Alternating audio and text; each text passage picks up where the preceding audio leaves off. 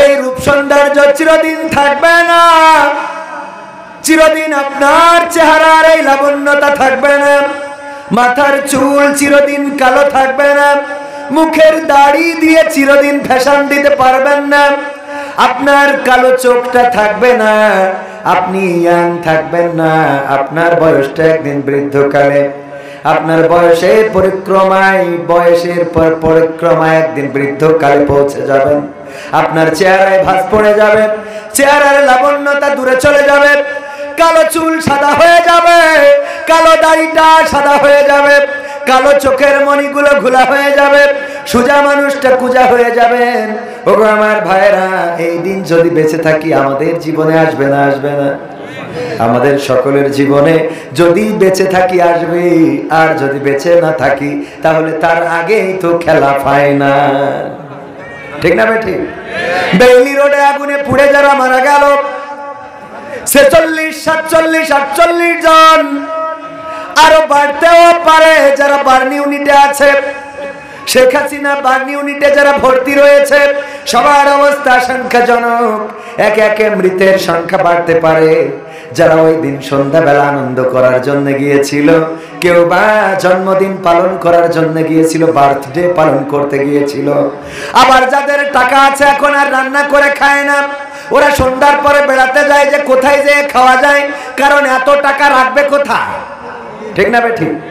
টাকা যাদের বেশি ওরা রেস্টুরেন্টে খায় না বাড়িতে খায়, ওরা রেস্টুরেন্টে খায় যে ওখানে রান্না বান্না করে রেখেছে ওখানে যে খাবো। বেইলি রোডের রেস্টুরেন্টে যারা আনন্দ করে খাইতে গেল বেড়াতে গেল, এমনও কিছু ঘটনা আছে জন্মদিন পালন করার জন্য গিয়েছে আর জন্মদিন তাদের মৃত্যুদিন হয়ে গেছে।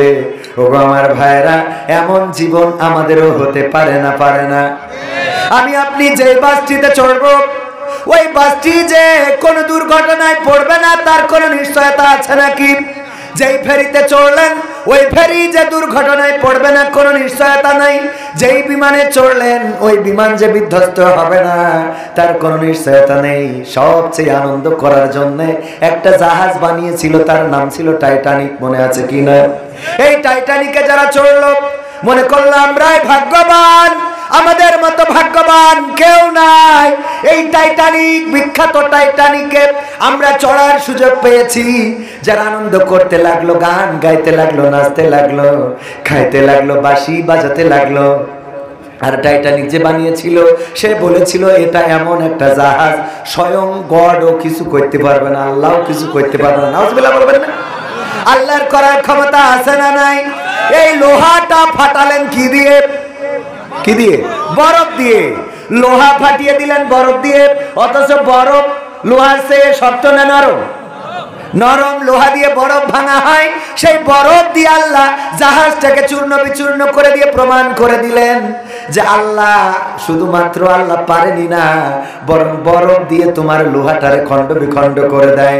এই টাইটানিকে যারা চড়েছিল কিছুক্ষণ পূর্বেও যারা মনে করেছিল আমরা বড় ভাগ্যবান, তারাই সবচেয়ে দুর্ভাগা হয়েছে না হয় নাই? তারা দুর্ভাগা হয়েছে। শুধু তাই নাই, এই টাইটানিক দেখার জন্য কয়েকজন ধনকুবের 6 জন বা 8 জন তারা গিয়েছিল টাইটানকে সাথে করে নিয়ে দেখার জন্য। মাত্র কয়েক মাস আগে, মনে আছে না নাই?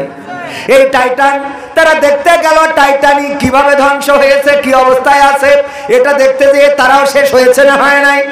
ওরা জানতো না যে এই দিনটাই শেষ হবে। এর মধ্যে পাকিস্তানের 2 জন ছিল, একজন বাবা একজন সন্তান। সন্তান ওই দিন ছিল ফাদার্স ডে, বাবা দিবস। সন্তান চিন্তা করলো বাবা দিবসে বাবাকে কষ্ট দেব না, বাবা যেহেতু চেয়েছে যাব, কিন্তু তার ইচ্ছাটা ছিল না। সেও গেল বাবার সাথে। আর ওই সমুদ্রের তলদেশে এই ধনীগুলো নিঃশেষ হয়ে গেল, তাদের লাশটা পর্যন্ত পৃথিবীর মানুষ কেউ দেখলো না। বলেন ঠিক কিনা? ওরা কি জানতো না কি ওই সমুদ্রের তলদেশে তাদের জীবনটা শেষ হবে? না, তারা জানতো না। বেইলি রোডে যারা পুড়ে মারা গেল তারা জানতো না কিছুক্ষণ পরেই এত বড় দুর্ঘটনা ঘটতে যাচ্ছে। ওগো আমার ভাইয়েরা, এই জন্য প্রতিটা মুহূর্তে মৃত্যুর প্রস্তুতি নিয়ে থাকার দরকার আছে না নাই? এজন্য আল্লাহ বলেছেন ইয়া আইয়ুহাল্লাযীনা আমানুত্তাকুল্লাহ হাক্কা তুকাতিহি ওয়া লা তামুতুন্না ইল্লা ওয়া আনতুম মুসলিমুন। আমার আল্লাহ বলছেন ওগো ঈমানদারেরা, ইমানদারদেরকে ডাক দিয়েছে, যারা ঈমান এনেছো তারা শোনো, কান খুলে শোনো, হৃদয়ের কান দিয়ে শোনো।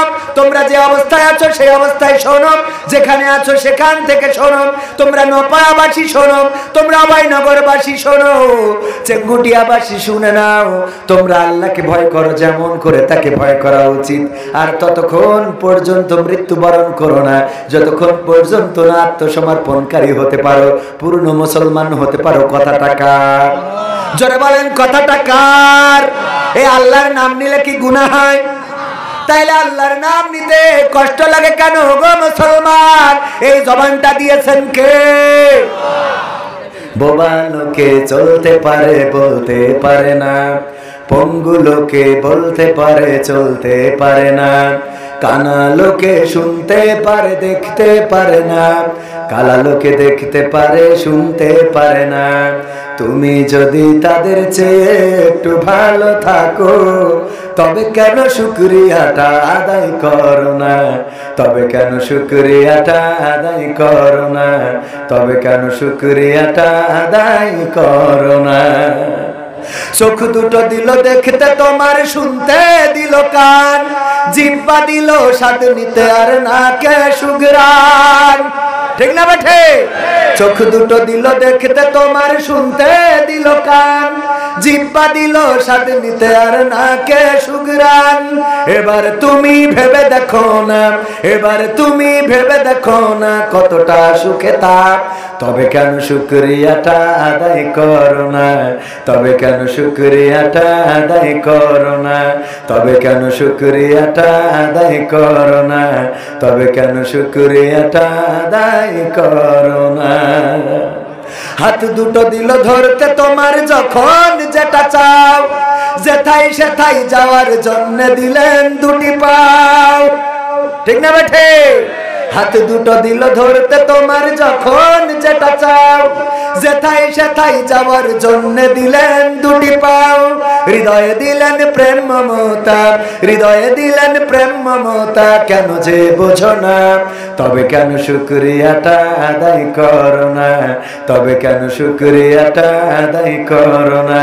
তবে কেন শুকরিয়াটা আদায় করো না? তবে কেন শুকরিয়াটা আদায় করো না? সুখের সমাজ গড়তে দিলেন আল কোরআনের বাণী, পথের দিশাই দিয়েছেন রাসূল আমরা সবাই জানি। ঠিক না বেঠে? সুখের সমাজ গড়তে দিলেন আল কোরআনের বাণী, পথের দিশাই দিয়েছেন রাসূল আমরা সবাই জানি। শ্রেষ্ঠ নবীর উম্মত মোরা, শ্রেষ্ঠ নবীর উম্মত তোমরা কদর বোঝো না। তবে কেন শুকরিয়াটা আদায় করো না? তবে কেন শুকরিয়াটা আদায় করো না? তবে কেন শুকরিয়াটা আদায় করো না? তবে কেন শুকরিয়াটা আদায় করো না? বোবা লোকে চলতে পারে বলতে পারে না, পঙ্গু লোকে বলতে পারে চলতে পারে না, কানা লোকে শুনতে পারে দেখতে পারে না, কালা লোকে দেখতে পারে শুনতে পারে না। তুমি যদি তাদের চেয়ে একটু ভালো থাকো, তবে কেন শুকরিয়াটা আদায় করো না? তবে কেন শুকরিয়াটা আদায় করো না? তবে কেন শুকরিয়াটা আদায় করো না? শুকরিয়া আদায় করার দরকার আছে না নাই? না।